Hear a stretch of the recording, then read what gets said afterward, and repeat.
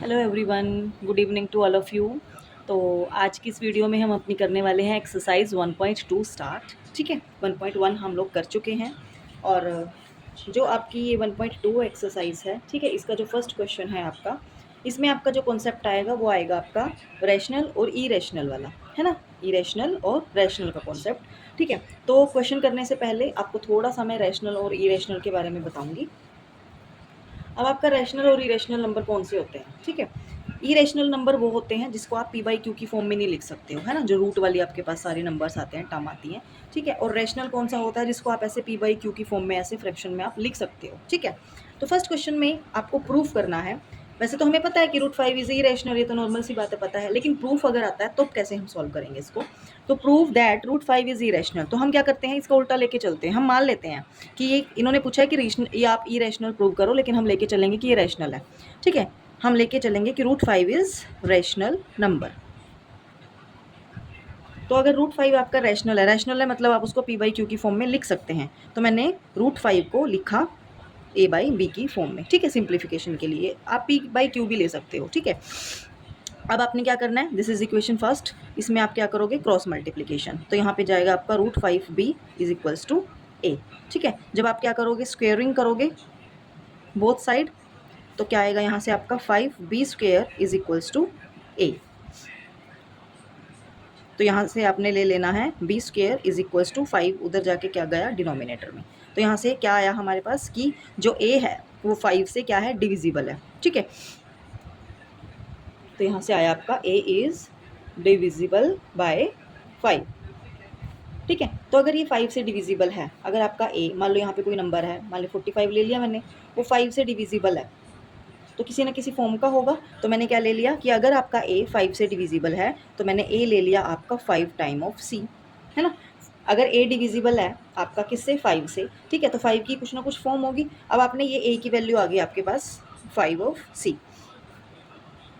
आपने जब आपकी ये फॉर्म आ गई, अब यहाँ से आप एक चीज़ देखो, जब हमने स्क्वेयरिंग करी थी, दोनों साइड हमने स्क्वेयरिंग की थी, ठीक है, तो क्या आया यहाँ पे आया आपका कि a का स्क्वायर डिवाइड किससे होता है, 5 से। अब आप खुद एक चीज़ सोचिए, ठीक है, अगर मान लो आपका 9 का स्क्वायर 3 से डिवाइड होता है, 9 स्क्वायर मतलब 81, अगर आपका 3 से डिवाइड हो रहा है तो इसका मतलब क्या है, 9 भी तो 3 से डिवाइड होगा।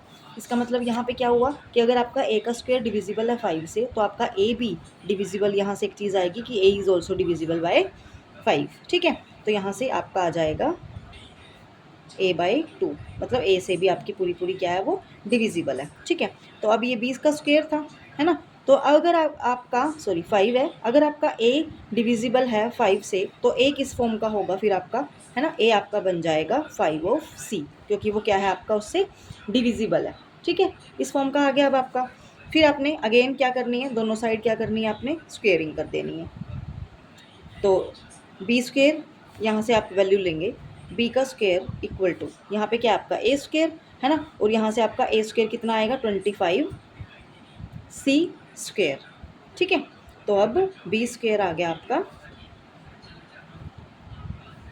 25 c स्क्वेयर, और ये अपॉन में 5 भी था आपका, साथ ही साथ चल रहा है, 5 से 5 कैंसिल, तो b स्क्वेयर आ गया आपका 5 time of c square. Again same वही इक्वेशन आ गई। ठीक है, तो यहाँ से क्या पता चलेगा आपको कि b का स्क्वेयर इज डिविजिबल बाय, क्योंकि 5 उसके डिवाइड में जाएगा, b square by 2 equal to c square. इसका मतलब b square is divisible by 5, है ना, अगर 5 से डिविजिबल है तो b भी डिविजिबल हो जाएगा, है ना। तो इन दोनों इक्वेशन से हमारे पास क्या इक्वेशन आएगी कि a अपॉन b है जो आपका, है ना, वो क्या है आपका रैशनल नंबर। क्योंकि क्यों, इन दोनों में, अब दोनों इक्वेशंस में, इसमें और इसमें दोनों में क्या कॉमन आया, आपका 5 कॉमन आया। मतलब क्या हुआ अब आपका कि जो 5 है वो कॉमन है a और b में, है ना। अगर एक के अलावा कोई और दूसरा नंबर कॉमन आता है तो वो नंबर आपका कैसा बन जाता है, कंपोजिट बन जाता है ना। तो a और b कैसे बन गया आपके, कंपोजिट। तो इसका मतलब क्या हुआ, a और b आपका नंबर आ गया यहाँ से आपका रैशनल। लेकिन हम तो लेके चले थे कि a अपॉन b आपका कैसा है, रैशनल नंबर आ गया, और a और b की वैल्यू कितनी है, रूट 5। इसका मतलब रूट 5 रैशनल होता है क्या। और हमने यहाँ पे क्या प्रूफ कर दिया कि रूट 5 कैसा है, रैशनल। लेकिन रूट 5 तो रैशनल हो ही नहीं सकता। इसका मतलब जो हमारी हम लेके चले थे, अपनी स्टेटमेंट लेके चले थे, हम उसी में क्या प्रूफ हो गए, गलत। तो ये यहाँ से आपकी क्या आ गई, एक कॉन्ट्राडिक्शन आ गई। ठीक है, इसका मतलब ये हुआ कि जो रूट 5 है आपका, वो आपका इरेशनल नंबर ही है। ठीक है, चलिए अब सेकंड क्वेश्चन में क्या पूछा है, सेकंड क्वेश्चन में आपको इसको इरेशनल प्रूफ करना है। हम लेके चलते हैं कि ये क्या है, आपका रेशनल नंबर है, ठीक है। तो 3 + 2√5 को मैंने ले लिया कि ये हमारा नंबर कैसा है, रेशनल। रेशनल है तो मैंने इसको क्या ले लिया, 3 + 2√5 को मैंने r मान लिया कि ये आपका नंबर कैसा है, रेशनल है।